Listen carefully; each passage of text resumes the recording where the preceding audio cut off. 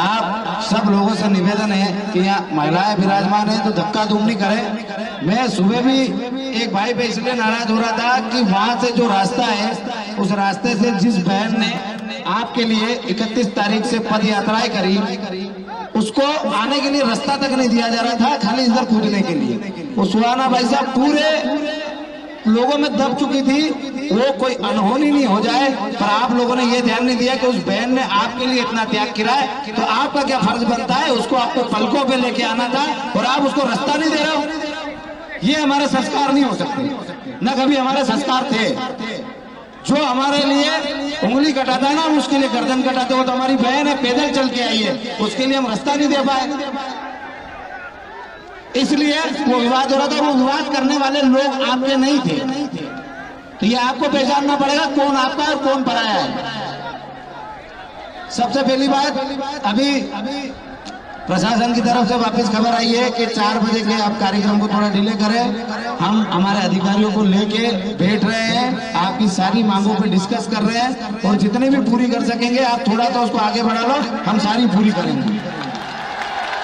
तो ये आपकी जीत है कि आपके पास लोग आए और जो गद्दार थे ना वो चल के गए थे और वो चल के आए हैं। ये फर्क होता है स्वाभिमानी में और गद्दार में। आप लोगों के स्वाभिमान की जीत है कि वो चल के आपके पास आएंगे, आपको चल के उनके पास नहीं जाना है। आपकी बात करने आपके बीच में आना पड़ा उनको, क्यों? क्योंकि उनको पता है कि मध्य प्रदेश का युवा इस अंगूठे की ताकत भली भांति जानता है, सरकारें बना भी सकता है और बिगाड़ भी सकता है। अब जो हमारा भूख हड़ताल का काम है वो जारी रहेगा। 4 बजे हम विधानसभा घेराव की ओर नहीं जा रहे, हम उनका इंतजार कर रहे हैं। यदि उनने हमसे समय मांगा है कि आप हमें समय दे दो, हम सारी मांगे पूरी कर देंगे, पर थोड़ा सा समय उनको ज्यादा चाहिए। 1 घंटे 2 घंटे में उनकी जो भी डिस्कस है आईपीएस अधिकारियों के साथ, क्योंकि कोई भी कानून लागू होने से पहले अधिकारियों से डिस्कस करनी पड़ती है, तो वो प्रोसेस में ला रहे हैं उसको, तो लागू करके आपकी बात मानेंगे। तो वो जो बात करना चाहते हैं उनको समय दिया है। 4 बजे विधानसभा घेराव की तरफ नहीं जा रहे। जो अनशन का कार्यक्रम है मैं यहीं बैठ के अनशन पे बैठूंगा, जो अभी तक बैठा हूँ। अनशन जारी रहेगा, अनशन समाप्त नहीं है, नहीं आंदोलन समाप्त है। अब पहली बात, हमारी लड़ाई क्या है ये हर युवा को पता होना चाहिए कि नहीं होना चाहिए? अपनी लड़ाई क्या है पता होना चाहिए कि नहीं होना चाहिए? अपन क्या मांगे पूरी कराने के लिए लड़ रहे हैं? तो हमारी पहली मांग है आर्थिक आधार पे आरक्षण। मतलब बहुत सारे लोग हैं हम आरक्षण के खिलाफ है, हम आरक्षण व्यवस्था के खिलाफ है, आरक्षण का विरोध कर रहे हैं, आरक्षण के खिलाफ है। इस वजह से हमारे कई एसटी/एससी भाई हमसे दूर हो गए। जिनके परिवारों ने हमारे पूर्वजों के लिए बलिदान दिए, त्याग किया, वो हमसे दूर चले। क्यों? क्योंकि हमारे खिलाफ गलत षड्यंत्र चलाए गए, गलत भावनाएं चलाई गई। हम चाहते हैं आर्थिक आधार पे आरक्षण हो। आर्थिक आधार पे आरक्षण होगा तो जो भी गरीब है, यदि राजपूत गरीब है तो उसको भी आरक्षण मिलेगा, ब्राह्मण गरीब है तो उसको भी आरक्षण मिलेगा, यदि जैन गरीब है तो उसको भी आरक्षण मिलेगा, यादव गरीब है तो उसको भी मिलेगा, जाट गरीब है तो उसको भी मिलेगा, पाटीदार गरीब है तो उसको भी मिलेगा, गुर्जर गरीब है तो उसको भी मिलेगा। जितने भी जनरल ओबीसी या एसटी/एससी की जातियां हैं सभी को आरक्षण का लाभ मिलेगा, जातिगत न होकर आर्थिक रूप से। जो गरीब होगा वो उसका लाभ लेगा और जो अमीर होगा वो स्वतः ही उस आरक्षण की प्रक्रिया से बाहर हो जाएगा। हमने उसमें मांग भी व्यवस्थित करी है कि जिनकी 8 लाख से ज्यादा आय है उनको उस आरक्षण व्यवस्था में नहीं रखा है। तो हमारी लड़ाई जाति से नहीं है, सिस्टम से है कि सिस्टम बदला कैसे जाए, क्या सुधार होने चाहिए आरक्षण में। तो हमने हमारी बात रखी कि आरक्षण को इस प्रकार से लागू किया जाए। दूसरी मांग है हमारी एसटी/एससी एक्ट में परिवर्तन। एसटी/एससी एक्ट में परिवर्तन कैसे? क्योंकि इसमें जात का प्रावधान नहीं है, जात का प्रावधान नहीं है। यदि आपकी किसी ने झूठी भी रिपोर्ट कर दी तो आपको सीधे जेल जाना पड़ेगा। हम ये चाहते हैं कि यदि कोई अन्याय करे तो जेल कर दो, कोई तकलीफ नहीं, पर बहुत सारे निर्दोष भाइयों को जेल काटनी पड़ती है, राजनीतिक षड्यंत्रों का शिकार होना पड़ता है। आप हम सब उस एक्ट से प्रताड़ित है और उसको जो दुश्मन होते हैं आपके, हमारे या जो राजनीतिक लोग होते हैं वो किसी युवा का भविष्य खराब करने के लिए उपयोग करते हैं। तो हम चाहते हैं कि उसमें जात का प्रावधान हो, पहले जांच हो फिर गिरफ्तारी हो। यदि वो दोषी है तो उसको जेल कर दो, सजा कर दो, पर यदि वो दोषी नहीं है, निर्दोष है, तो उसको बाइज्जत बरी करके उसको मुकदमा ही दर्ज नहीं। ये हमारी मांग है।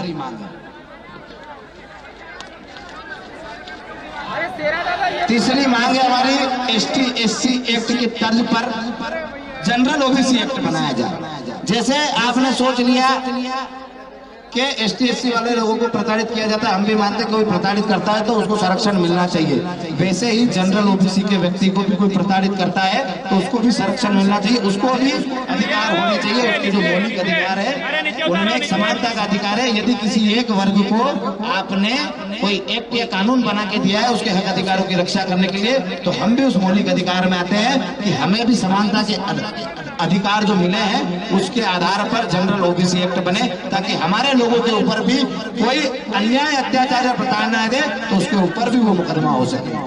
दोनों में समानता क्या होनी चाहिए, बेटी किसी की भी हो, किसी भी धर्म की हो, किसी भी जाति की हो, यदि उसके साथ गलत होता है तो उसको फांसी की सजा मिलनी चाहिए, न कि एक जाति विशेष को देखकर उसको रकम मिलनी चाहिए और एक जाति विशेष को देखकर एफआईआर भी नहीं होनी चाहिए। ये मध्य प्रदेश में लंबे समय से चल रहा है कि यदि किसी एसटी एससी की बहन के साथ गलत होता है तो उसको 2.5 लाख रुपए मिलते हैं छेड़छाड़ पे, और यदि 376 बलात्कार होता है तो 8.5 लाख रुपए मिलते हैं। और वही घटना हमारे किसी जनरल या ओबीसी के व्यक्ति के साथ होती है तो कहीं ना कहीं वो ठगा हुआ महसूस करता है, उसकी एफआईआर तक नहीं होती है। हम ये चाहते हैं कि वो भी एसटी एससी की जो महिला है वो हमारी बहन है, उसके साथ अत्याचार होता है तो उसका सिर कलम करके लटका देना चाहिए चौराहे पे।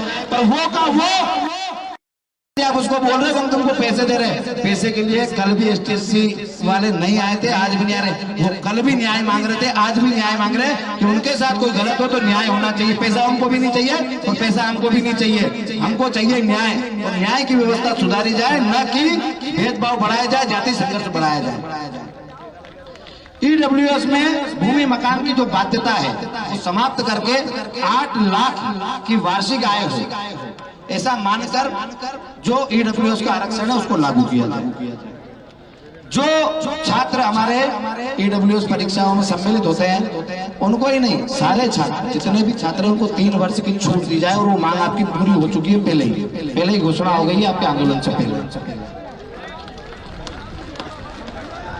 वर्तमान में प्रक्रियाधीन शिक्षक भर्ती 2018 में प्रथम काउंसलिंग के पश्चात शेष बचे ईडब्ल्यूएस वर्ग के समस्त पदों को द्वितीय काउंसलिंग या शिक्षा विभाग की वर्तमान नियोजन प्रक्रिया में समस्त पदों के साथ ईडब्ल्यूएस वर्ग के पात्र अभ्यर्थियों से भरा जाए। ईडब्ल्यूएस के रिक्त पदों को किसी और वर्ग से ना भरा जाए। मतलब समझ रहे हो, तुम्हारे लिए 1000 पद निकाले, उसमें 500 सिलेक्शन हो गए तुम्हारे, फिर 500 बच गए, उसमें क्या करेंगे, तुमको नहीं लेंगे वापस, दूसरों को भरेंगे।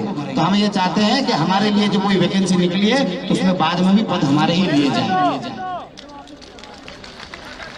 प्राथमिक शिक्षा भर्ती वर्ग 3 के पदों में 51,000 पदों पर न्याय संगत रोस्टर के साथ भर्ती की जावे। उच्चतर शिक्षक वर्ग 1, माध्यमिक शिक्षक वर्ग 2 विषयों जैसे मातृभाषा हिंदी, सामाजिक विज्ञान, विज्ञान के विषय में पदों में वृद्धि की जाए। आपको मालूम है क्यों मांग रहे हैं पदों में वृद्धि, क्यों मांग रहे हैं? कहा कि सरकारी स्कूलों में मास्टर नहीं बढ़ाओ, आइए समझ में है बढ़ाओ।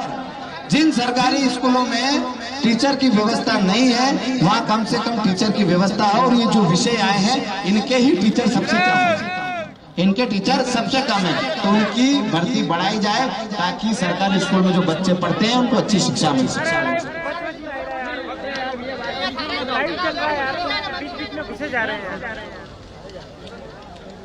भर्ती कानून बनाया जाए, ये 7वीं मांग है।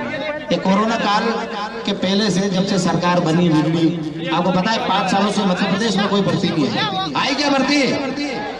सारे युवा मेहनत करते रहे और क्या मिला? एक वैकेंसी नहीं निकली, और लोगों ने बोल दिया कि तुम नाकार हो, तुम निकम्मे हो। वो नाकार निकम्मे नहीं है, हमारी सरकार नाकार और निकम्मी है। वो बच्चे फेल नहीं हुए, वो सरकारें फेल हुई। क्यों फेल हुई? कि जो बच्चे मेहनत कर रहे थे उनके लिए आप वैकेंसी नहीं निकाल पाए 5 सालों में, और जब चुनाव आने वाले आप बोल रहे हो वैकेंसी निकालेंगे।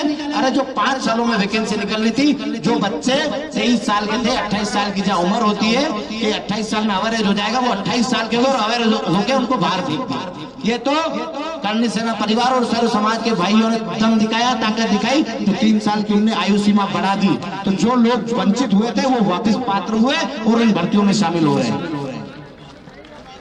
तो हम चाहते हैं कि भर्ती कानून में प्रत्येक वर्ष डिसाइड करे सरकार के कितनी वैकेंसी हम निकालेंगे और प्रति वर्ष नियमानुसार भर्तियां निकले, किसी भी साल गैप नहीं दी जाए। इसलिए हम चाहते हैं कि भर्ती कानून बना जाए, भर्ती आयोग बनाया जाए, ताकि मध्य प्रदेश शासन भर्तियां सुनिश्चित कर सके कि इतनी भर्तियां साल में निकालनी है। 8वीं मांग है मध्य प्रदेश में, जहाँ जितने भी मीडिया कर्मी हैं उनकी भी हमारे पास एक मांग आई थी, ज्वलंत मांग थी, हाथों-हाथी आई थी। तो उन मीडिया कर्मियों के लिए भी हमने एक मांग रखी है कि मध्य प्रदेश में मीडिया कर्मियों को अधिमान्यता देने वाली तथा बीमारी में आर्थिक मदद देने वाली राज्य और संभाग स्तरीय समितियों का पुनर्गठन किया जाए और मीडिया कर्मियों पर लादे गए झूठे मुकदमे वापस लें। आप लोगों को जैसे सत्ता डराती है, धमकाती है और आपको ऐसे सामाजिक आंदोलनों को नहीं बताने के लिए प्रताड़ित करके जो मुकदमे लगाती है, हम चाहते हैं कि आपके लिए भी ये करनी सेना परिवार लड़े, ताकि आप सच को दुनिया के सामने बता सको। सच क्या है ये आप बताओगे, ये हमारी जवाबदारी है। हम आपके लिए आजीवन लड़ेंगे निस्वार्थ भाव। इसलिए आपकी मांग रखी है कि आपको कोई डरा धमका नहीं सके और आप पे जो झूठे मुकदमे होते हैं वो वापस हो।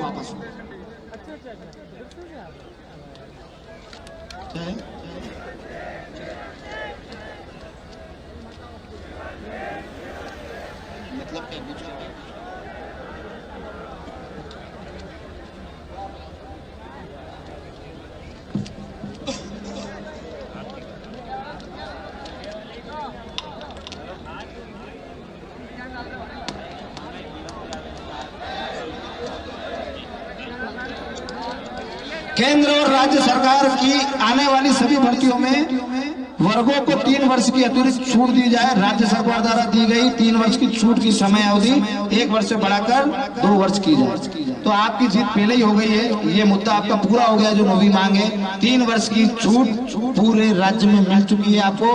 पहले ही जब हमने आंदोलन करा था, बीच में ही आपकी मांग पहले पूरी कर दी गई थी, उसके बाद सारे षड्यंत्र चालू हुए, ये मांग आपकी पहले ही पूरी हो गई।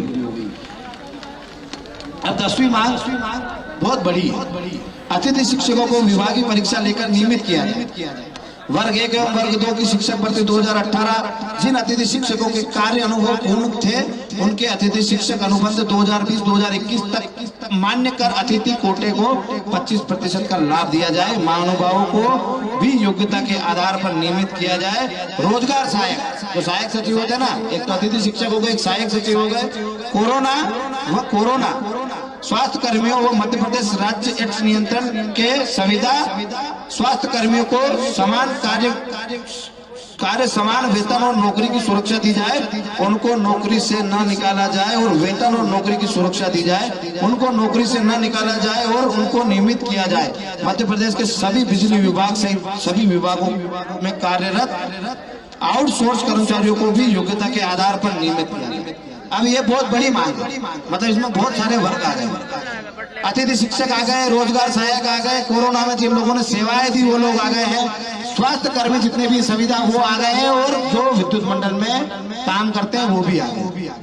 इन सब की मांगे इसलिए पूरी करना जरूरी है कि ये भारत की नींव है और इनके आधार पर ही पंचायत चलती है, इनके आधार पर ही स्कूल चलता है और इनके आधार पर ही बिजली विभाग चलता है। ये तीनों चीजें नहीं होगी तो देश में सब सन्नाटा छा जाएगा। इसलिए इन तीनों कर्मचारियों को, चारों कर्मचारी वर्ग को स्थायी किया जाए।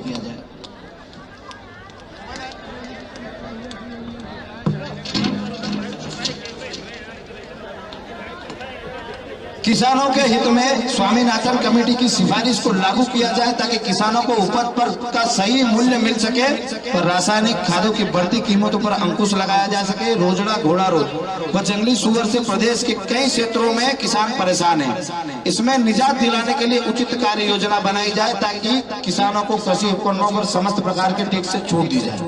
अब इस बात को समझना, जितने भी आए अधिकतर किसान परिवार से है कि नहीं है, तो आराम से सुनना उस बात को कि किसान की स्थिति क्या है। क्या जब फसल अच्छी होती है तब उसके भाव मिलते हैं? नहीं मिलते हैं। फेंकनी पड़ती है लहसुन प्याज की, कितनी फसलें जब अच्छी पैदावार होती है तो उसको फेंकनी पड़ती है, और जब पैदावार कम होती है तो भाव बढ़ा देते हैं। जब हमारे सोयाबीन 50 किलो बीघे के होंगे तो भाव 8,000 ने 9,000, जब हमारे सोयाबीन 5 कुंटल बीघे के होंगे तो 3,000। तो जब तक आपकी फसलों के उचित मूल्य तय नहीं होंगे। इसलिए स्वामीनाथन कमेटी ने एक रिपोर्ट पेश करी थी 1+4 की, कि एक आदमी के साथ 4 आदमी घर में रहते हैं, एक आदमी किसान होता है तो 4 उसका परिवार होता है। उसका ध्यान में रखते हुए, उसके लालन पोषण के लिए सोचते हुए किसानों की फसलों के भाव तय किए जाए, क्योंकि किसान जो होता है पूरा का पूरा अपनी खेती पे निर्भर होता है। यदि बच्चे की फीस भरनी है तो गेहूं चना बेचना है, सोयाबीन बेचना है या लहसुन बेचनी है। यदि बच्चा बीमार हो गया तो भी खेती का कोई सामान बेच के ही लाएगा। बच्चे की पढ़ाई कराना है तो फसल पे निर्धारित है। बच्चे की शादी हुई तो या तो वो कर्जा उठाएगा या जमीन बेचेगा और शादी करेगा, क्योंकि हमारी फसलों के कभी हमें भाव उतने मिले ही नहीं कि हम सेविंग कर सकें। तो हम चाहते हैं कि किसानों के बारे में सोचा जाए, उनकी फसलों के भाव सही तरीके से तय किए जाए, ताकि एक आम किसान अपने बच्चों का लालन पोषण कर सके, उनको पढ़ा सके, उनकी मेडिकल की सुविधाएं कर सके, उन बच्चों का भविष्य निर्धारित कर सके, कम से कम उनको रोजगार तक ले जा सके। तो जो हमारी लड़ाई है किसानों की भी है, आप और हम सब किसान हैं। घोड़ा रोज से हम कितने परेशान हैं, कितने दुखी हैं।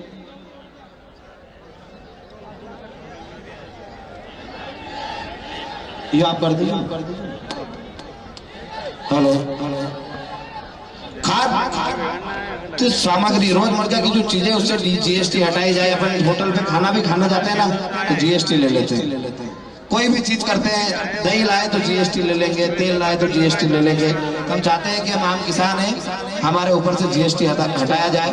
क्षत्रिय महापुरुषों के इतिहास से छेड़छाड़ को तुरंत रोका जाए। इतिहास संरक्षण समिति बनाई जाए ताकि जाति समाज आपसी सामंजस्य ना बने। मतलब आपसी सामंजस्य बिगड़ रहा है, वो नहीं बिगड़े। हम एक दूसरे के साथ मिलकर लड़ रहे हैं। आज भी सर्व समाज के भाई हमारे साथ आए, तो हमें लड़ाने का काम सरकारें करती है, कुछ ना कुछ नई चीजें लाती है और एक जाति दूसरी जाति से लड़ लेती है। हम चाहते हैं कि हम सब भाई जब एक जाजम पे बैठे हैं, एक साथ बैठे हैं, तो हमें कोई मनमुटाव नहीं होना चाहिए। और महापुरुष सभी के होते हैं, कोई जाति नहीं लगाई जाए उस पर। महापुरुषों को देश का लिखा जाए, राष्ट्र का लिखा जाए। स्वर्ण आयोग की कार्य प्रणाली में सुधार कर उसे क्रियाशील बनाया जाए एवं सक्रिय समिति बनाकर स्वर्ण हित में ज्यादा से ज्यादा अधिकार प्रदान किए जाए। अपने यहाँ स्वर्ण आयोग तो बना हुआ है, पर उस पर कोई काम नहीं कर रहा। स्वर्ण आयोग के माध्यम से कभी गरीबों को छात्रवृत्ति नहीं मिली, कभी गरीबों के स्कूल की फीस माफ नहीं हुई, नहीं कभी उनकी किताबें या उनके कपड़ों के बारे में सोचा गया कि गरीब है जिसको स्कूल की ड्रेस दिला दे, कपड़े।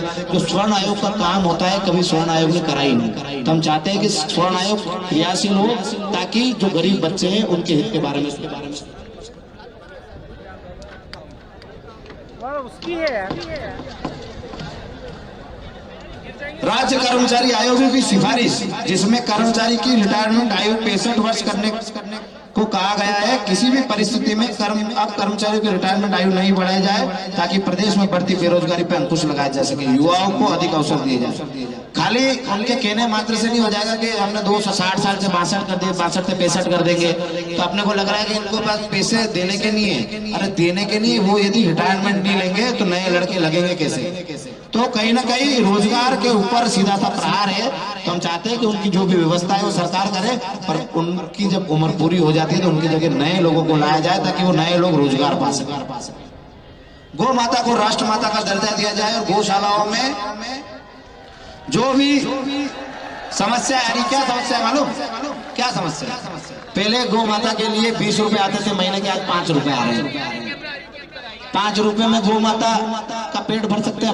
नहीं भर सकते। तो गौशालाओं में कम से कम जितना उनका खर्चा आता है उतना तो दिया जाए। और जो गौमूत्र और गोबर है उसको सरकार खरीद के कहीं ना कहीं अच्छी जगह लगाए। खाद सामग्री हो या गौमूत्र से भी बहुत सारी चीजें होती है। अपने गैस भी के चूल्हे भी चलाए, गैस भी उत्पन्न हो सकती है गौ माता के गोबर से। तो उसके लिए व्यवस्थित रूपरेखा बना के गौ माता के लिए नियम कानून बनाए और माता को गौ माता को राष्ट्र माता का दर्जा दिया।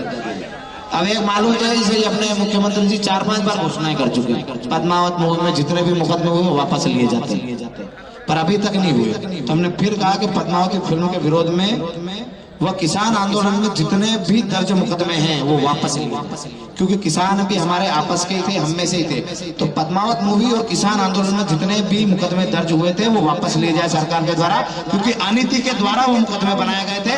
वो अन्याय और अत्याचार के खिलाफ लड़ रहे थे, उन लोगों पे भी आप मुकदमा करोगे तो अन्याय और अत्याचार के खिलाफ लड़ेगा कौन? इस तानाशाही को हम नहीं झेलेंगे, इसलिए इन सारे मुकदमों को वापस लिया जाए। मध्य प्रदेश की भर्तियों में जहां के युवाओं को ही प्राथमिकता दी जाए, अन्य राज्यों के अभ्यर्थियों को कोटा सीमित किया जाए। जैसे कि कहीं भी सरकारी वैकेंसी निकलती है तो हर राज्य में अलग अलग कोटा निर्धारित है, हमारे यहाँ कोई कोटा निर्धारित नहीं। तो हम ये चाहते हैं कि मध्य प्रदेश के जो राज्य के युवा हैं उनको प्राथमिकता दे और एक कोटा सेट करे कि हर राज्य का अलग अलग कोटा इतने से इतने लोगों को मिलेंगे। हमें ये नहीं है कि कोई दूसरे राज्य का आके यहाँ नौकरी नहीं करे, पर कोटा तय हो कि इतने लोग यहाँ करेंगे, बाकी के लोगों को, यहीं के लोगों को रोजगार मिलेगा। ये हर राज्य में पहले से है, हमारे यहाँ महंगाई कर्मचारियों को दी जा रही पदोन्नति के साथ उन्हें उनके साथ अधिकार व सुविधाएं भी दी जाए। कर्मचारियों की पेंशन पुनः चालू की जाए। अब कर्मचारियों की पेंशन बंद कर दी और उनको क्या है कि गेट पे तो मिल रहा है पर ग्रेड नहीं बढ़ रही। मतलब आपको टीआई हो, एसआई हो, मतलब 1 स्टार हो तो 2 स्टार बना दिया, पर वो कागज में 1 स्टार नहीं लिखा हुआ। तो हम चाहते हैं कि उनकी ग्रेड पे बढ़ाई जा रही है, मतलब जो उनकी ग्रेड पे बढ़ाई जा रही है उसमें उनकी ग्रेड भी बढ़ाई जाए। ये पुलिस कर्मियों के लिए मांग है और उनकी पेंशन भी चालू की जाए। नहीं, ये सभी कर्मचारियों के लिए थी पदोन्नति में।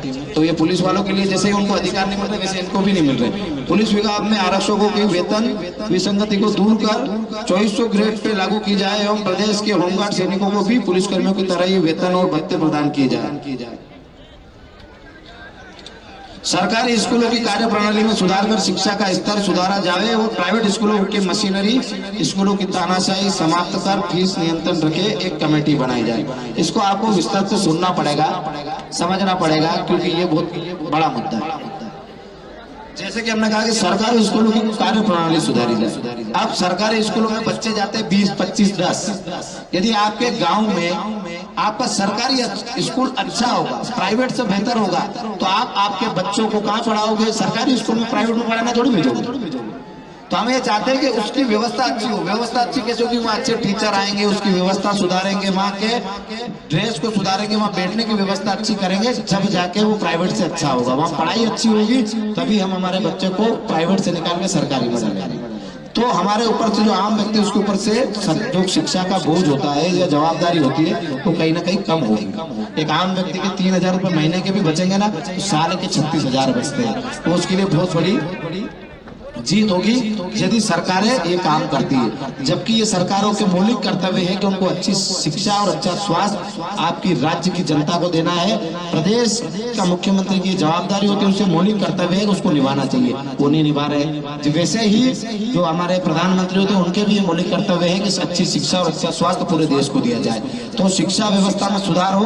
और जो उन स्कूलों की बात हो रही, प्राइवेट स्कूलों की, जहाँ महीने के 1-1 लाख रुपए, 2-2 लाख रुपए सालाना फीस, उनकी बात नहीं हो रही जिनकी बेचारों की 1500, 2000 रुपए, 3000, 5000 फीस है, क्योंकि वो उनका इतना खर्चा भी आता है। जो छोटे स्कूल है उनकी की बात नहीं हो रही, जो बड़े स्कूल है उनकी बात हो रही है। जो बड़े स्कूल लाख 2-2 लाख रुपए फीस ले रहे हैं, उनकी जो फीस है उस पर नियंत्रण हो। जो दूसरे प्राइवेट स्कूल है उसी के बात ही उनकी फीस हो। मध्य प्रदेश सरकार द्वारा पूर्व सैनिकों को नौकरियों में 10% आरक्षण का प्रावधान था, लेकिन मध्य प्रदेश सरकार ने नियमों में परिवर्तन कर हॉरिजॉन्टल कर मौजूदा भर्तियों में भूतपूर्व सैनिकों का आरक्षण स्वतः ही समाप्त कर दिया है, जो पूर्व सैनिकों के साथ अन्याय है। इसे 2017 के नियम के आधार पर हॉरिजॉन्टल विथ कंपार्टमेंट किया जावे, हॉरिजॉन्टल ऑल ओवर को समाप्त किया जावे, प्रथम स्टेज से ही आरक्षण का लाभ दिया जावे। मध्य प्रदेश के समस्त संपूर्ण जिलों में पुलिस कार्यालयों में सैनिक हेल्प डेस्क अलग से स्थापित किया जाए। तो जो सैनिक है जो अपने देश पे, अपने तिरंगे के लिए, अपने देशवासियों के लिए जान न्यौछावर कर देते हैं हंसते हंसते, उनके लिए यदि सरकारें इतना निस्ता पे आ रही है, इतनी तानाशाही कर रही है कि उनके आरक्षण को समाप्त किया जा रहा है, उनके आरक्षण को कभी समाप्त नहीं किया जाना चाहिए, क्योंकि वो देश की नींव है, वही देश की शान है। तिरंगे के बाद सबसे कोई सम्मानित है तो देश का सैनिक है, जो अपना संपूर्ण देके इस देश की सुरक्षा करता है, इस मातृभूमि की सुरक्षा करता है, और आप और हम शांति से घर पे रहते हैं। तो उनको जो सुविधाएं असुविधाएं हो रही है, सरकार से हम निवेदन करेंगे कि जल्द से जल्द उनका आरक्षण वैसा ही रखा जाए। मैं तो बोलता हूँ सैनिकों को आरक्षण बढ़ा दिया जाए, क्योंकि जो सैनिक होते हैं वो करप्ट नहीं होते हैं, वो ईमानदारी से देश सेवा करेंगे। 10% का 20% कर दो, पर उनको दो। इन्हीं मुद्दों को लेके हमने हमारी लड़ाई लड़ी है, हमारी मांगे रखी है आपके साथ। अब मेरी बात सुनो, जो उठ उठ के जा रहे हैं पानी पेशाब करने या कहीं भी, समझ जाओ ये आंदोलन खत्म नहीं हुआ है, आंदोलन चालू हुआ है। तो जाना मत, यहीं रुकना है, ये आंदोलन अभी चालू हुआ है। आप रुकोगे तो लड़ाई मजबूत रहेगी, आप चले गए तो लड़ाई खत्म हो जाएगी, क्योंकि ये लड़ाई आपके दम पे लड़ी जा रही है, आपके साथ लड़ी जा रही है। अब राज दादा और मजपाल दादा जो भी ये सरकारी बैंक और जो भी चीजें आई हैं ये आपको बताएंगे। और हम चाहते हैं कि अब हम जो मैं यहाँ बैठने वाला हूँ भूख हड़ताल पे, मैं तो सुबह से ही भूख हड़ताल पे हूँ, अब मैं बैठूंगा। आप सबकी जवाबदारी है कि आपको इस आंदोलन को मजबूत करना है कि घर जाना। यदि घर जाना हो तो आप पधार जाना, मेरी तरफ से कोई दबाव नहीं है। पर यदि ये लड़ाई अधर्म के खिलाफ है तो यहीं बैठे रहना और यहाँ से हिलना।